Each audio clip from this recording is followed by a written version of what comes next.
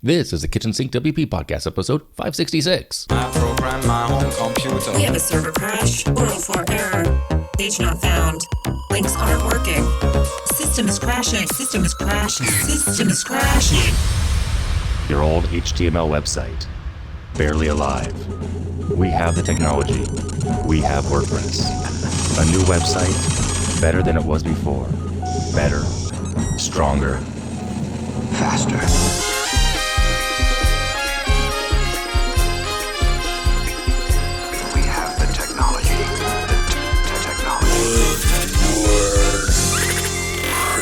Why, hello everybody, this is Adam Silver, the host of the Kitchen Sink WP podcast. Thanks for being here. Let's get started. All right, upcoming events. Once again, end of the year, no upcoming events. All right, that was easy. Moving right along, segment one in the news. One thing to talk about here, the training team over at learn.wordpress has launched a new course specifically for designers. It's called Beginner WordPress Designer, and it has it's all totally free, open to everyone, consists of 24 lessons organized into 6 sections.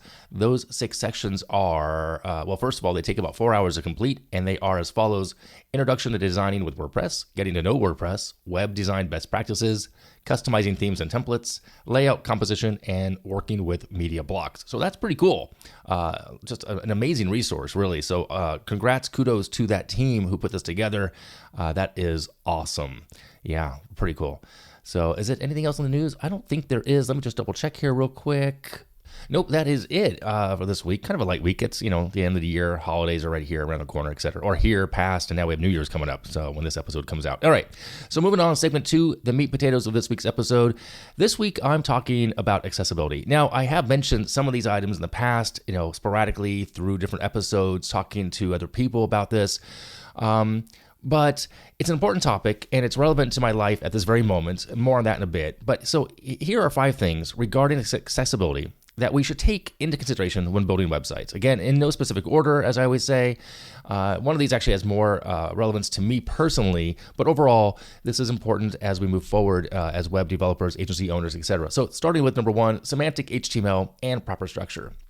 Now, what this means and why it matters, well, it means it's the meaning to web content. It ensures assistive technologies like screen readers can interpret the site correctly. The best practices here are using HTML5 elements like header, nav, main, article, footer to structure the site. Also, ensuring headings are used in logical and hierarchical order, H1 through H6, and avoid skipping the heading levels because it will and can confuse screen readers and the users who are visiting the website. Okay, that's number 1. Number 2, keyboard navigation. Now, why it matters? Well, some users rely on keyboards or assistive technologies to navigate the website versus, a mouse. I personally use an expert mouse, trackball. It's crazy old. That's just what I've been using forever, but some people can't use a mouse, so they use a keyboard instead. And the best practices here are to ensure all interactive elements, links, buttons, forms, are focusable, reachable by using the tab key. That's a big one, and I didn't realize that that's so important, but it is. Also use ARIA, which stands for Accessible Rich Internet Applications, roles sparingly and correctly for the complex components like a drop-down menu. Again, things I didn't know about until recently. So, all right, those 2 on keyboard navigation. Number 3, color contrast and visual design. This one is a big one to me because as I've gotten older, my eyesight has not gotten any better. Some people it does, not for me. But anyway, so why it matters, of course, users with visual impairments, including color blindness, need sufficient contrast to read text and interpret visual elements. I know this is a thing for me. Also the size of text as well. The best practice here would be maintain a contrast ratio of at least 4.5 to 1 for normal text, 3 to 1 for large text, and per the WCAG, which is the Web Content Accessibility Guideline Standards, that's what you want to do. Also, avoid relying on a color alone to convey information. Use labels or icons alongside the color. So there's that. And lastly, use tools like the Web Aim Contrast Checker to test your color scheme. I find myself often making fonts slightly bigger, zooming in for myself, but also making sure the colors aren't causing any issues because certain color combinations become really hard to read, even, close up. So that's just on me personally. Okay. Number 4, accessible media and content. Now, why it matters, of course, is because multimedia content, like images and videos, should be accessible to all, including those with hearing or visual impairments. The best practices here would be provide alt text for images describing the purpose of content meaningfully, not just have an image up and nothing behind it, if you will. So if it's a picture of mountains or a trail or a river, you want to have that word describing the image as well. Include a caption or a transcript for video and audio content. And now I just feel bad and guilty because I don't do that I have obviously, this is audio, but I don't have the transcripts anymore. I used to do them and I stopped. Anyway, I have to bring that back. That's going to have to come back. All right. And ensure downloadable documents are also accessible, properly structured PDFs if you are putting up content in the PDF format as well, or downloadable formats. Okay.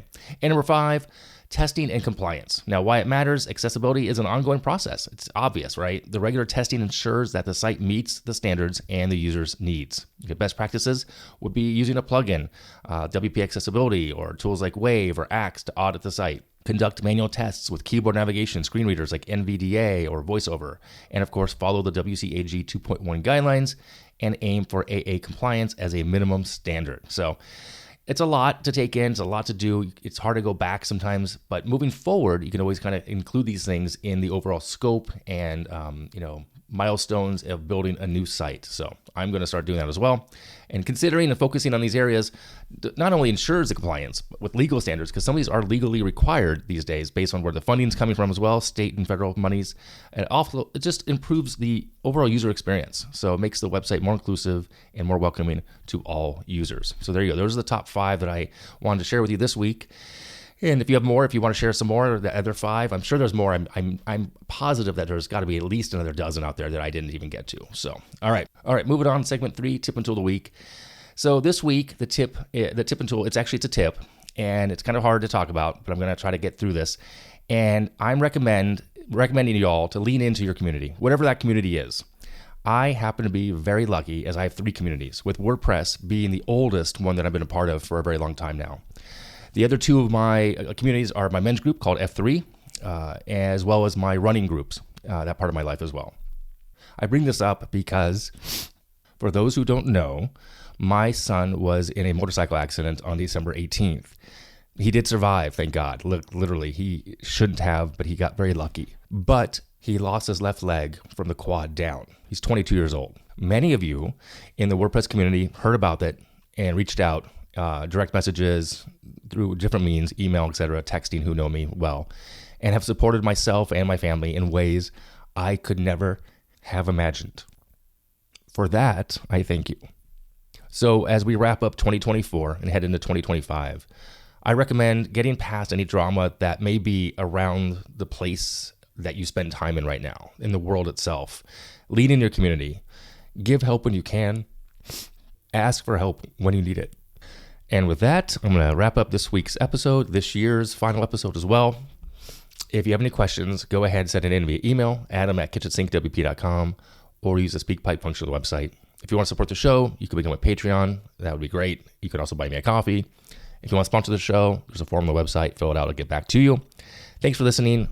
See you next week. See you next year. Now go out and do some awesome things with WordPress. All right. Bye-bye.